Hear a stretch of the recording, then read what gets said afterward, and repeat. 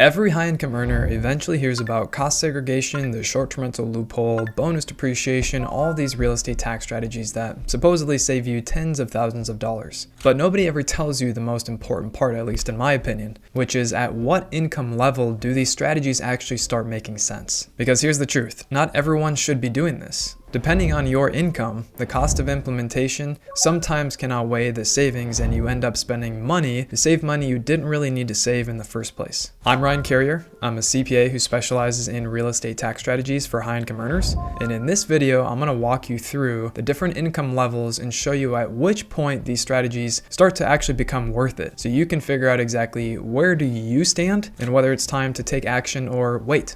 So first, let's start at the bottom of the range because I want to be honest with you. If you're making between $100,000 and $300,000 a year, most of the real estate tax strategies you see on YouTube, Instagram, TikTok are probably just not going to make financial sense for you right now. And I'd rather tell you that up front than have you spend money on something that doesn't move the needle for whatever your financial goals are. So at this income level, you're in the 12% to 24% federal tax bracket, and we're going to assume married filing joint for all these brackets. The potential savings from a real estate tax strategy at this income are limited because the tax rate isn't significant to create a dramatic dollar savings for your income level. And after we factor in the cost of implementation, the savings could be pretty minimal. A cost segregation study alone could run you $1,000 to $4,000, depending on the property and the type of study. Add on top of that CPA advisory fees and legal fees for entity structure. Combined, that could be $10,000 to $12,000. Plus, you have to factor in your time for material participation, right? Think about 100 hours and more than anyone else. So just the fees alone on the low end are probably at least $11,000. And if we assume you bought a $300,000 short-term rental at this income range, the savings might be $15,000. After you subtract the implementation costs, the net benefit shrinks to about $4,000. So it's not that the strategies don't work at this level, it's that the ROI and the effort and expense may not justify it yet. So what would I recommend to someone at this income level that they do instead? First, focus on increasing your income. Save as much as possible and do the base hit items like employer contributions, HSA contributions, things like that. But if you're planning to scale your income quickly or have a significant taxable event coming up, you can start educating yourself now so that you're ready when the math tips in your favor. Okay, now before I get into the income ranges where things start to get interesting, I want to mention that figuring out whether this makes sense for you is exactly what I help people with at Carrier Tax Consulting.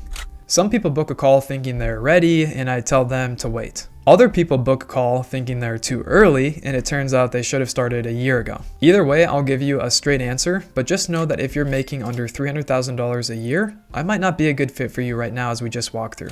But if you're interested, the link is in the description if you want to have that conversation with me. But let's keep going.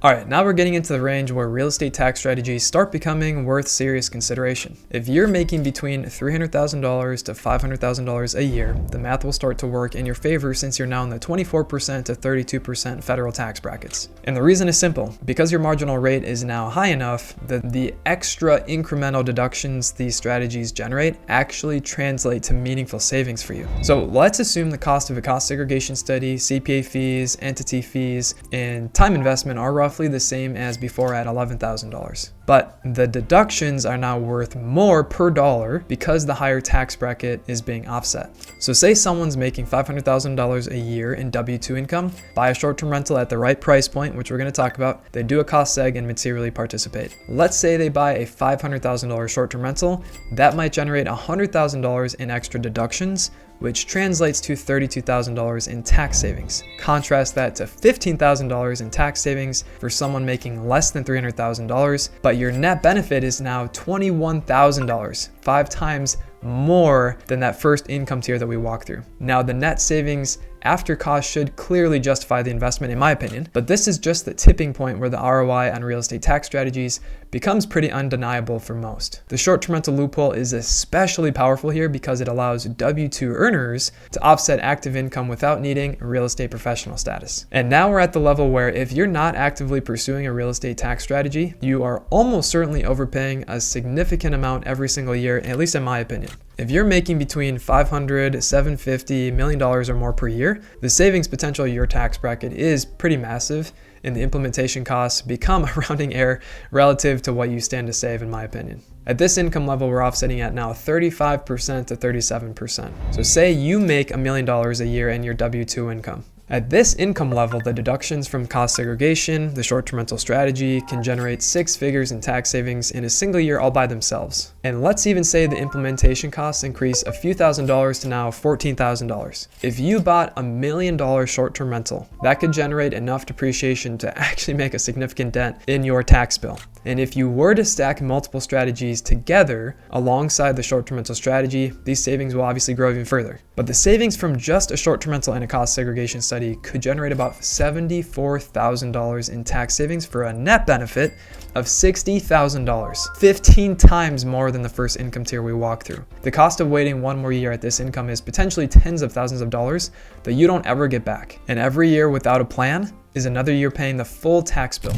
And look, the biggest mistake I see is people either jumping in too early or waiting too long. But now you know where the line is. If you want help implementing the short-term rental strategy this year, find the link in the description to book a call with me, and like and subscribe to my channel if you found this video helpful. And I'll see you in the next one.